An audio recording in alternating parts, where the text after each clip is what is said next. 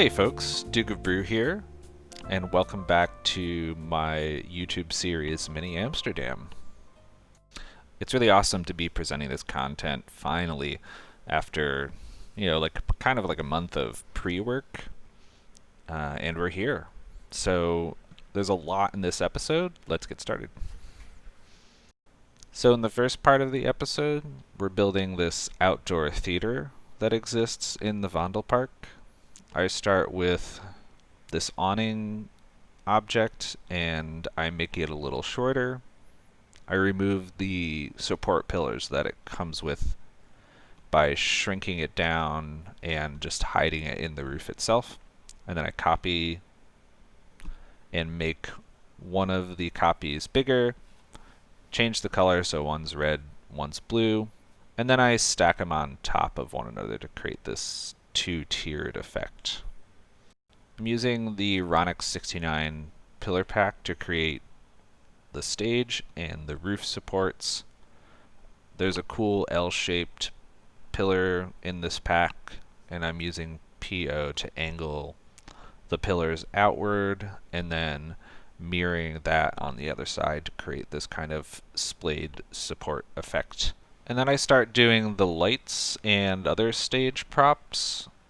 The lights that are available to me at the time were more appropriate for a rock concert or a metal concert, so I put out some guitar amps, and later I do like this drum set and microphones and carpet. I did totally forget about the concerts DLC. It wasn't enabled in my game, and I just forgot that it existed. I'm kind of okay with that because I wanted to do this custom anyways. And then for the seats that exist at the theater, I'm using this really cool grandstand asset, I think that's what it's called. Getting rid of most of the banks of seats, leaving just one, and then using the Ronix pillars to create the main structure of the banks. And of course I use PO to manipulate everything to the custom shapes that I need. And then eventually I copy the whole bank of seats, so I have two, one for each side of the stage.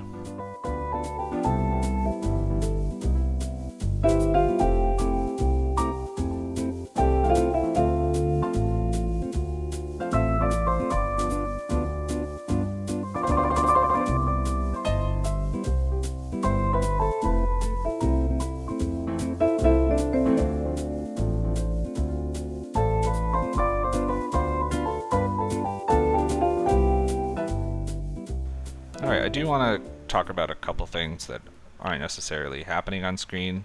First, I do want to talk about my playstyle, and this is also related to the conversation we have about why Amsterdam, which is later on in the episode. But this is a good segue. I really enjoy what's known as human scale, quote-unquote, lived environments. It's like a new urbanist term or something like that. Human scale lived environments, neighborhoods, people infrastructure, not infrastructure for cars.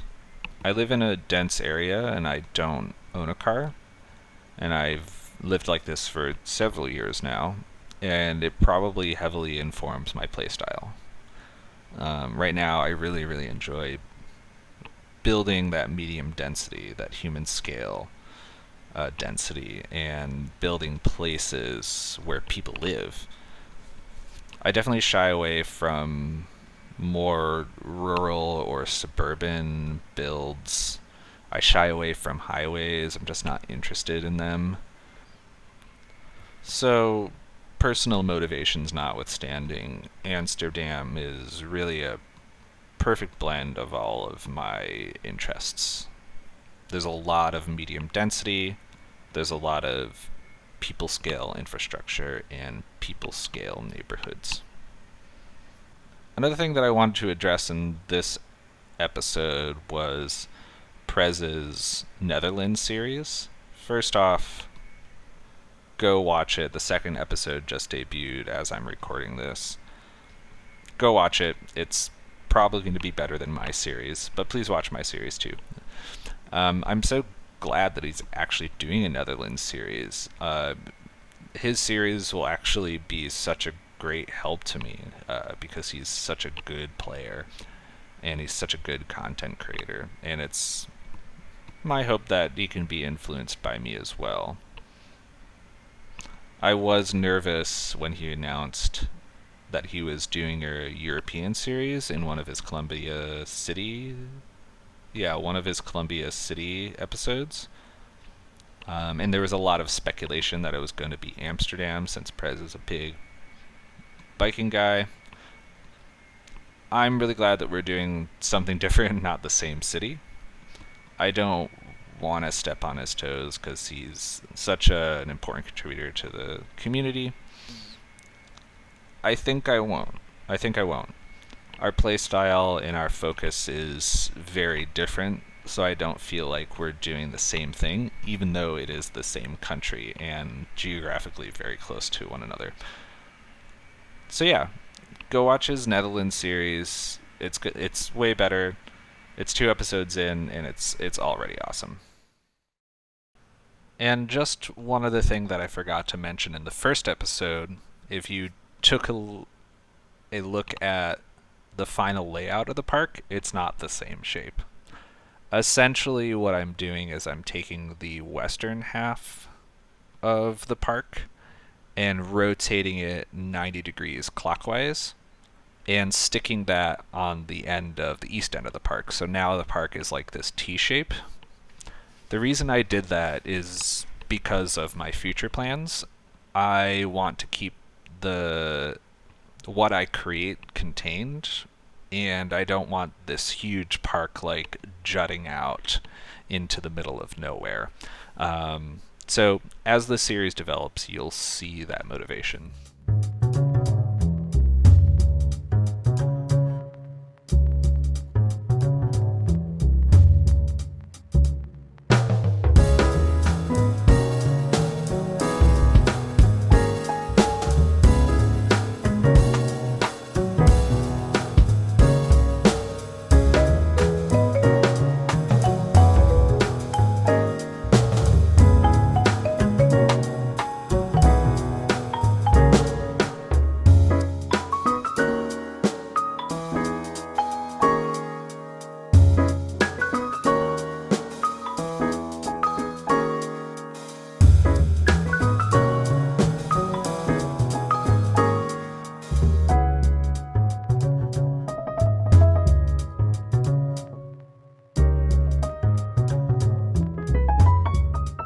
So the final element of the theater is this, what appears to be a concession stand and this like multi-tiered seating area.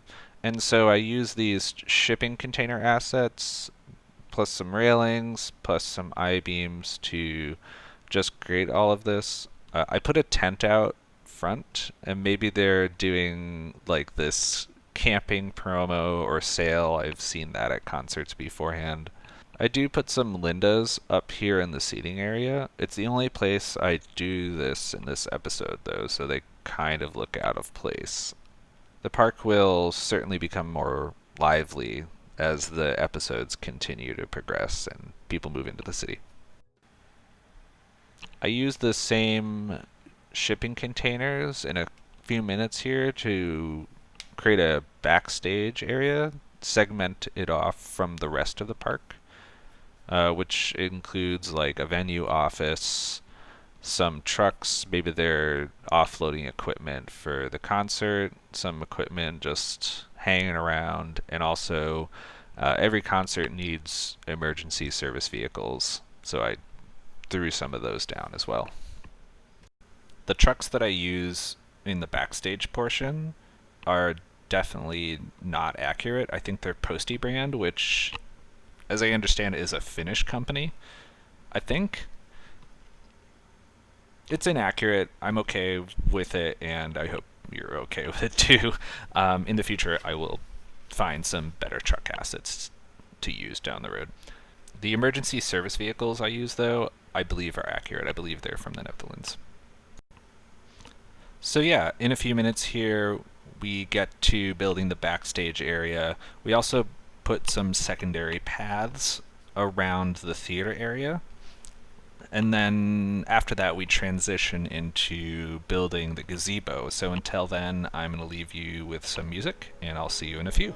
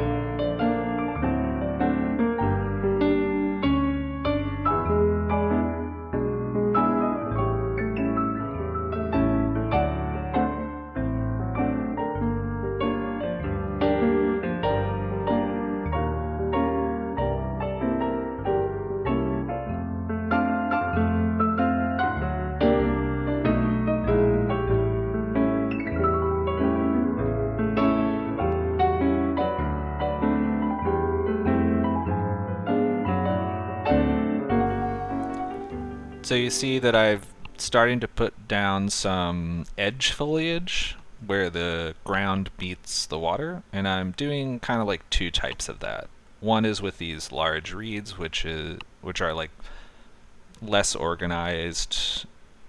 These spaces are allowed to grow a little bit wild. And then in the place surrounding where we're going to put the gazebo, I'm doing a more manicured edge with these little bushes. And so this gazebo lives on this little island in the middle of the stream. And for the ground, instead of terraforming, I'm using this non-terrain conforming planter. I'm blowing it up so it's much bigger than it usually is. And then I'm going ahead and replacing the grass with some ploppable grass so it fits the theme a little bit nicer. Yeah, this gazebo asset is just amazing. It's by Armesto, and I believe it's branded as a bandstand in the workshop, and I've used it in pretty much every project I've ever done in City Skylines, ever since I started modding anyways. The bandstand is from the main square in Lugo, Spain. So I think in a couple seconds here, we're going to start to place down some trees. It's a good time to announce that Amsterdam will actually be set in the fall. The reason I did this is kind of a segue into my main motivation for producing this series. Why Amsterdam specifically? It's because I did go there in October of 2016, I believe. I was just going there on vacation, and I had a conference to attend. And at the time, the leaves were just turning. So some of the trees were still green, but a healthy amount of the trees were turning to these awesome gold and auburn and red colors. Another reason why I wanted to do this series was because, well, we were supposed to go back this year in 2020. A friend of mine had never been overseas. He was really excited to go to Amsterdam. I was really excited to visit again. And if you're watching this in the future, I'm recording this in August of 2020. We were supposed to go in June. You know exactly why we didn't end up going. It's very sad. In order to give myself that experience, I decided to bring the city to me. The last segment of this episode we used to create the restaurant that's in the Vondelpark. This restaurant, every element that I've built so far in the park exists in real life. The theater and the gazebo, obviously I'm doing my own take on it, but I wanted to kind of be the same. So this restaurant in the Vondelpark is circular, and it looks very specific. I just wanted a very specific look for it. So I'm trying out all these circular assets, and I eventually settle on the combination of this asset is actually the Jetsons' home from the series. Somebody made it and put it on the workshop.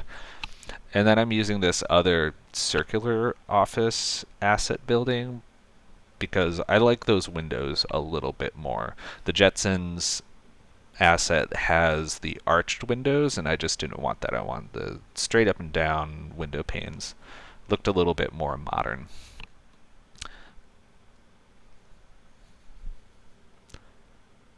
This restaurant is two-tiered as well, and eventually you'll see that I had to kind of start over and redo it. I realized that it was too small, so the bottom layer actually becomes the future top layer.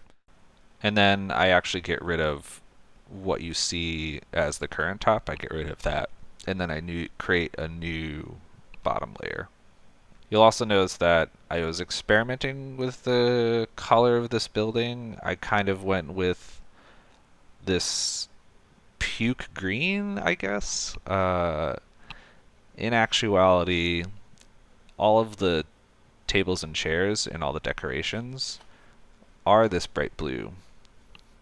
The restaurant actually has that. And so eventually I don't use that ugly green. I end up making the building accents blue as well.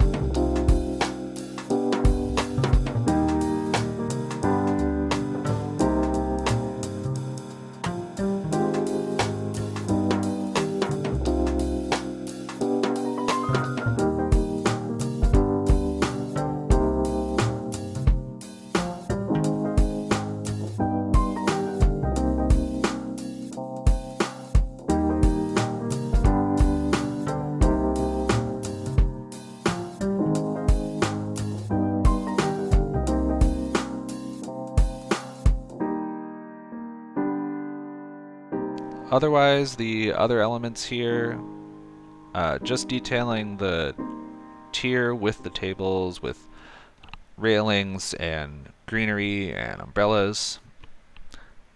And then I'm taking those same tables and doing this like huge outdoor seating area, which kind of circles the restaurant itself. I looking at screenshots later, I realized it kind of looked like a baseball field, but what are you gonna do? Yeah, that's what it looks like. Eventually, there will be hedges all around the seating area. I build a gated entrance to the restaurant, put some walls, short walls up around the perimeter of the restaurant, between it and the water, and put some lights out, put some trees and planters out just to make it all nice.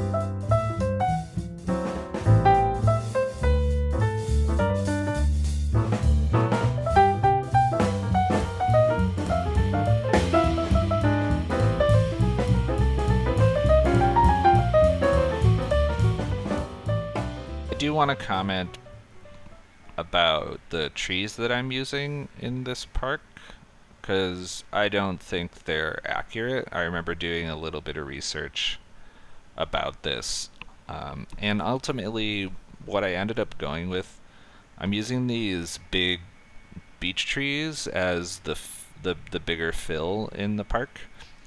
I love the volume of the tree. I love how everything drapes close to the ground. What it does especially is I think it makes spaces more intimate. That's why I really love using the trees in this park. So might not be 100% accurate, but I think it's a really nice touch. And yeah, as I mentioned before, this project is set in autumn, and so I'm using this really, really great sugar maple collection for the trees that are turning. Probably not accurate to Amsterdam as well, but I'm also lacking autumn trees. Maybe there are more that I'm not aware of, but I did really like these and they looked appropriate. I did put these cherry blossoms down, these pink cherry blossoms down in the gazebo segment, and I end up removing them. They don't bloom in this season. It's just an added color, and it really clashes with the autumn colors. It's just one too many colors, so I ended up removing those. I won't be using cherry blossoms in this series. And then the last thing that I do in this episode is some lighting. I start out with these string lights and use that plus a catenary pole from a tram, and I just circled the entire theater and also the restaurant with these string lights. They chase, they animate, they're really cool. I think they're made by City Walk City Wall for his Mars series, which if you haven't watched that yet, you should absolutely check out. And then what I do after that is some sidewalk lighting.